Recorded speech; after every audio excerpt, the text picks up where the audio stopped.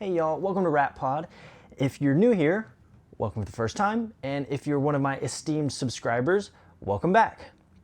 My name is Sam, and today I want to talk to you about ways to enrich your rat's life at mealtime. Just simple things you can do to turn mealtime into enrichment. The first thing I want to talk about is just giving your rats a variety of foods. Right now, my girls are feasting on some frozen mixed veggies. I will admit, I'm not a Shunammite mix feeder. I typically just feed Oxbow Select for their primary food. And I know that as much as they like that, it will get boring, and so they prefer to have a little bit of variety. So for enrichment, I will give them mixed veggies, peas, carrots, corn, occasionally some mixed greens like a little bit of spinach or lettuce as well. But typically for foods that are high in water like lettuce or cucumber, you want to keep that low or else your rats might get diarrhea. I'm not going to go too in depth on what to feed or what not to feed in this video. If you want to learn more about that, you can actually refer to my pet rat starter guide that's going to be linked in the description here that has a list on it of foods that your rats shouldn't eat and just some recommendations that I have in general. The second way you can enrich your rats at feeding time is to skip using a food bowl. For rats, I would almost never recommend using a food bowl. They don't really need one. I think the only time I think it would be wise to use a food bowl is if you have rats that really need their food intake closely monitored, or if you need to do separate feedings because maybe one of your rats has an obesity issue or is food hoarding or something like that. You might want to use a food bowl to make sure that you're watching closely with what each of your rats are eating. But in most cases, you won't need to do that. And so in my recommendation, just scatter feed if you're using a regular, either a mix or just pellets. Scatter it throughout the cage, let the rats forage for it. It gives them just a little bit of added layer of challenge for them and makes mealtime fun. The other way you can feed your rats that's not scatter feeding and is better than a food bowl are puzzle feeders. I have one right here that I use pretty often. This is a really simple one, and I'll put a video right here of them using it. It's really fun to watch them play and learn how to use the puzzle feeders. I have a couple in my cage at any given time, and whenever I'm not scatter feeding, I am putting food in puzzle feeders just to give them, like I said, an extra challenge when it comes to mealtime.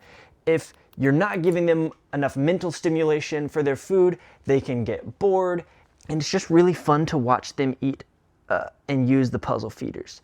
Lena here is having a great time with her corn right now. So I have 3 puzzle feeders that I use pretty often. First is the spinny blue thing. Second is this bad boy right here that I will put quite a bit of food in, and in order to get it, they come up and they push this to the side and stick their head in there and get the food out.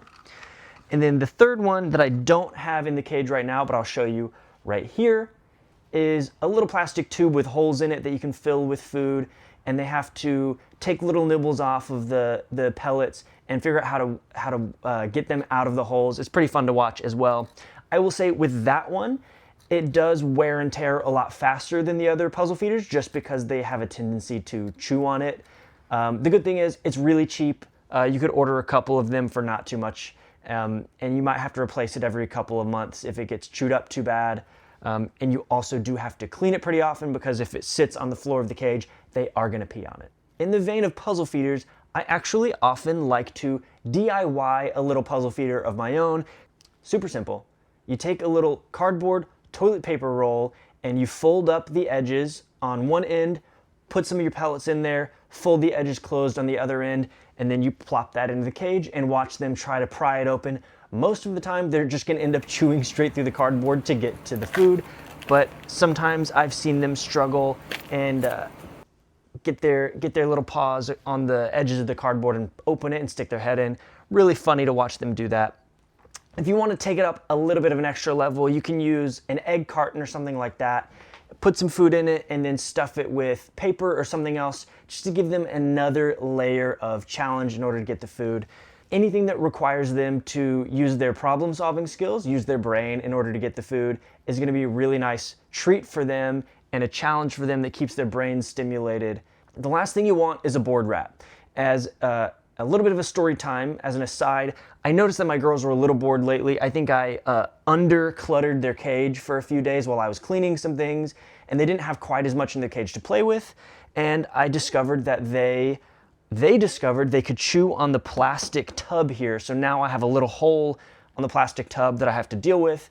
And I suspect that was due to them being more bored than they usually are. They usually have lots of stimulation and enrichment in the cage. And so because I had a few days where I was cleaning some things and they weren't getting all that boredom and nervous energy out or whatever it is, they decided it was time to chew on the tub. So that's what I get. And they taught me a lesson that I will not forget. The last thing I want to talk about in this video is pea fishing, or general veggie fishing. If you're already a rat owner, you've probably heard of this or done this with your rats. It's a great form of enrichment, and I will often do this at mealtime if I'm feeding them vegetables. I'll put them in a little bit of water in a bowl, like we've got going on right here. Typically best for this is frozen peas or frozen corn that will actually sink to the bottom of the water and make them go scoop their hands around in there looking for it, or like my girls do, they will dip their whole head in looking for those nice little bits of veggies. It's a great thing to do, especially during summer when it's warm. I kind of covered this in a previous video.